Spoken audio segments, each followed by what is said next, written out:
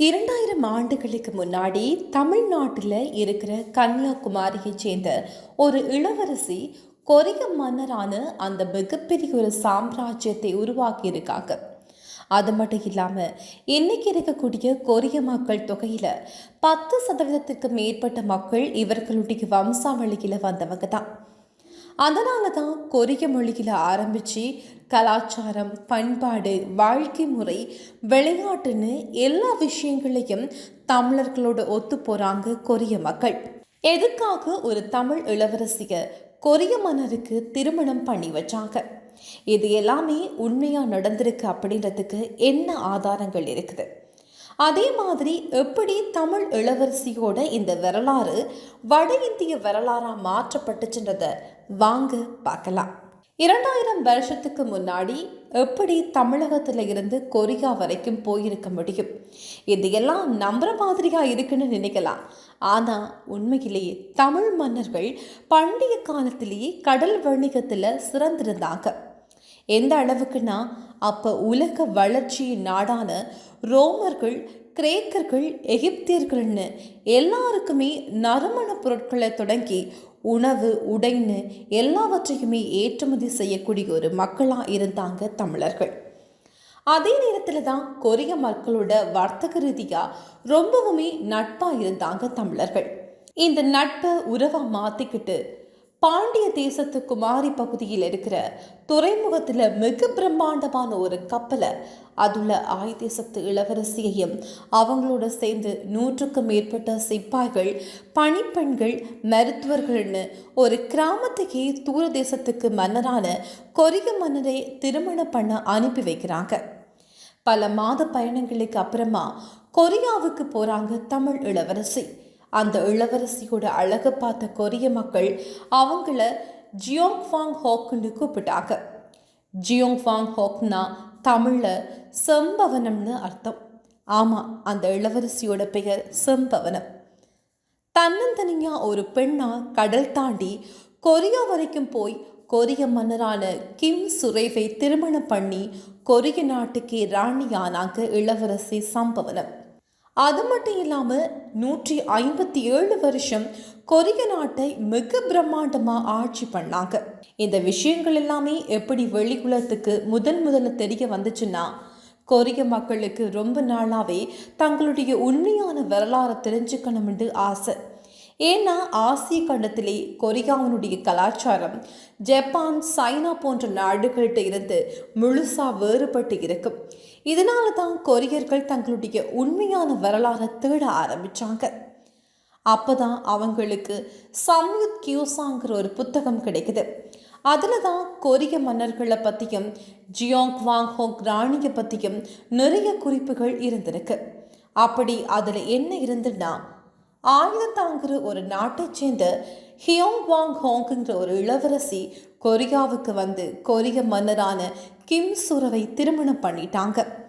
அது மட்டும் இல்லாமல் மிக பிரம்மாண்டமான கையாளுற ஒரு ராஜ்யத்துக்கே உருவாக்கி ஆட்சி பண்ணாங்க.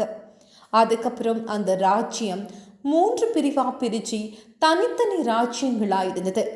இந்த ராணிக்கும் கொரிய மன்னரான கிம் சுரவுக்கும் மொத்தம் 12 பசங்க பிறக்கிறாங்க. இவங்களுக்கு ஹிம் மற்றும் ஹியோங்கிற குடும்ப பெயரை வைக்கிறாங்க. அதுபடி இன்னைக்கு மட்டும் 60 லட்சம் கொரிய மக்கள் இந்த ஹிம் மற்றும் ஹியோங்கிற பெயரை குடும்ப பெயராக வச்சிருக்காங்க. இதனால இந்த புத்தகத்தில் இருந்து கொரியர்களுக்கு கிடைச்ச வரலாறு இவ்வாறு அமைஞ்சிச்சு. இப்போ கொரியர்களுக்கும் தமிழர்களுக்கும் உள்ள ஒற்றுமையை பார்க்கலாம். கொரிய மொழிக்கும் தமிழ் மொழிக்கும் கிட்டத்தட்ட 1400க்கும் மேற்பட்ட சொற்கள் ஒத்துப்போகும். தமிழர்கள் எப்படி தங்களுடைய பெற்றோர்களை அப்பா, அம்மான்னு கூப்பிடுறாங்களோ அதே மாதிரி தான் கொரிய மக்களும் தங்களுடைய பெற்றோர்களை அப்பா, அம்மான்னு தான் கூப்பிடுவாங்க. அதே மாதிரி தமிழ் மக்கள் அதிகமாக விளையாடக்கூடிய பன்னாங்கல், பம்பரம், ஊஞ்சல் இதைத்தான் கொரிய மக்களும் விளையாடுறாங்க. இங்கே எப்படி பொங்கல் 3 நாட்கள் கொண்டாடப்படுகிறதோ அதே மாதிரி தான் கொரியாலையும் சோசியாங்கிற ஒரு பண்டிகை 3 நாட்கள் கொண்டாடப்படுது. அதே மாதிரி இங்கே பயன்படுத்தக்கூடிய உரம், உலக்கை, உரல் போன்ற பொருட்களை கொரியாலையும் பயன்படுத்துகிறாங்க. அதே மாதிரி கொரியர்களுடைய உணவுப் பொருட்களும் நம்மளுடைய உணவுப் பொருட்களும் கிட்டத்தட்ட ஒரே மாதிரி தான் இருக்கும். கொரியர்கள் இனிப்பை விட காரத்தை தான் ரொம்ப விரும்புகிறாங்க. ஆனால் பக்கத்து நாடான ஜப்பான், சைனா போன்ற நாடுகளுக்கு காரம்னாலே சுத்தமாக ஆகாது.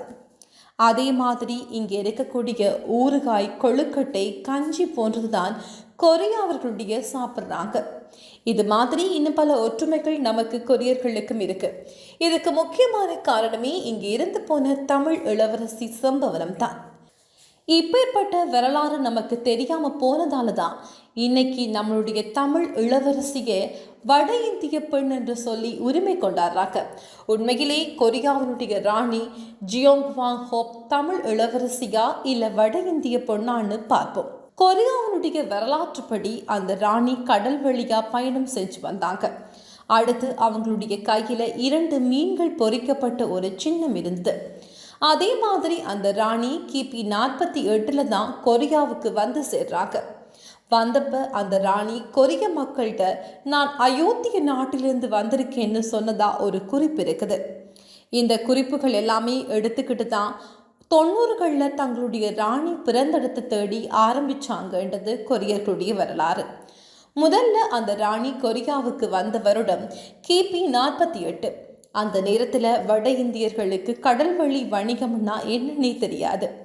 ஆனால் தமிழர்கள் அந்த நேரத்தில் கடல் வணிகத்தில் சிறந்திருந்தாங்க. அடுத்துதான் அந்த ராணி வரும்போது மீன் சின்னத்தை கொண்டு வந்தாங்க. மீன் சின்னம் பாண்டியர்களுடைய சின்னம். இன்னைக்கும் அந்த ராணியோட சமாதியில் 2 மீன் சின்னம் பொறிக்கப்பட்டிருக்குது. அடுத்ததான் அந்த ராணி அயோத்தியா நாட்டிலிருந்து வந்தேன்னு சொல்லி இருப்பாங்க. இந்த ஒரு விஷயத்தை தான் தவறாக புரிஞ்சுக்கிட்ட கொரிய மக்கள் 90களில் ஆராய்ச்சி பண்ணும்போது இன்னைக்கு உத்தரப்பிரதேசத்தில் இருக்கக்கூடிய அயோத்தியாவை தான் ராணி ஹியோங்வாங் ஹோங் பிறந்த அயோத்தியான்னு முடிவே பண்ணிட்டாங்க. கொரிய ஆராய்ச்சியாளர்கள் உத்தரப்பிரதேசத்தை சொல்றதுக்கான காரணம் அயோத்தியாங்கிற பேரும் இன்னைக்கு உத்தரப்பிரதேசத்தோட சின்னமாக இருக்கக்கூடிய 2 மீன் சின்னமும் தான். ஆனால் உண்மையிலே 2000 வருஷத்துக்கு முன்னாடி இன்னைக்கு உத்தரப்பிரதேசத்தில் இருக்கக்கூடிய அயோத்தியாவோட உண்மையான பெயர் சஹோதா. 5ஆம் நூற்றாண்டுக்கு அப்புறம் தான் அந்த ஊரை அயோத்தியாங்கிற பெயர்லேயே கூப்பிட ஆரம்பிச்சிருக்காங்க. ஆனால் கிபி 2ஆம் நூற்றாண்டிலே தமிழகத்தில் ஆய்நாடுங்கிற ஒரு பகுதி இருந்திருக்குன்னு தெரிய வருது. அதே மாதிரி 17ஆம் நூற்றாண்டுகளில் இருந்து தான் உத்தரப்பிரதேசத்தில் மீன் சின்னம் பயன்படுத்தப்படுது. அதுவும் உத்தரப்பிரதேசத்தை ஆட்சி பண்ண நவாப் மன்னர்களால் முதல்ல மீன் சின்னம் பயன்படுத்தப்படுது. இந்த மீன் சின்னம் தான் இன்னைக்கு வரைக்கும் உத்தரப்பிரதேச அரசாங்கம் பயன்பாட்டில் வச்சிருக்காங்க.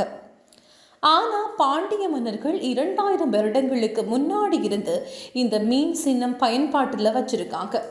அடுத்ததாக ராணி கடல் வழியாக தான் கொரியாவுக்கு வந்தாங்கன்னு சொல்லப்பட்டிருக்கும். ஆனால் உத்தரப்பிரதேச சுத்தியும் எங்கேயும் கடல் இல்லை. அதே கன்னியாகுமரி ஒரு துறைமுக நகரம். இதிலிருந்தே தெளிவாக தெரிய வருது இன்னைக்கு உத்தரப்பிரதேசத்தில் இருக்கக்கூடிய அயோத்தியா ராணி ஹியோங்வாங் ஹோங் பிறந்த இடமே கிடையாது. உண்மையிலே அவங்க குமரி பகுதியில் இருக்கிற ஆய்நாடுடைய தமிழ் இளவரசி. இவ்வளவு மொழி கலாச்சார ஒற்றுமைகள் இருந்தும் கூட ராணி ஹியோங்வாங் ஹோங் இங்கே தான் பிறந்தாங்கன்னு வரலாற்றை மறைச்சி தமிழ் இளவரசியை வட இந்திய இளவரசியாக மாற்றி மிகப்பெரிய மணிமண்டபம் கட்டியிருக்காங்க. கொரிய மக்களுடைய தங்களுடைய முன்னோர் பிறந்த இடம்னு நினைச்சி வருடத்திற்கு 60,000த்திற்கு மேற்பட்ட மக்கள் உத்தரப்பிரதேசத்துக்கு வந்துட்டு போகிறாங்க. என்னதான் வட இந்தியர்கள் வரலாற்றை பறிச்சாலும் கொரியர்களுடைய கலாச்சாரத்தில் இன்னைக்கும் தமிழ் கலாச்சாரம் கலந்திருக்குன்னா அதுக்கு முக்கியமான காரணம் ராணி செம்பவளம் மரணப்படுக்கையில் சொன்ன அந்த விஷயங்கள் தான். அப்படி என்ன சொன்னாங்கண்டா, என்னை எப்படி என்னுடைய பசங்க அம்மான்னு கூப்பிடுறாங்களோ அதே மாதிரி தான் என்னுடைய நாட்டு மக்களும் பின்பற்றணும். நான் சொல்லி கொடுத்த தமிழ் மொழியும் கலாச்சாரமும் என்னைக்கும் கொரியாவில் வாழணும்னு சொல்லி சந்தோஷமாக தன்னுடைய கண்களை மூடுறாங்க தமிழ் இளவரசியாக இருந்து கொரியாவுக்கே ராணியான ராணி செம்பவனம்.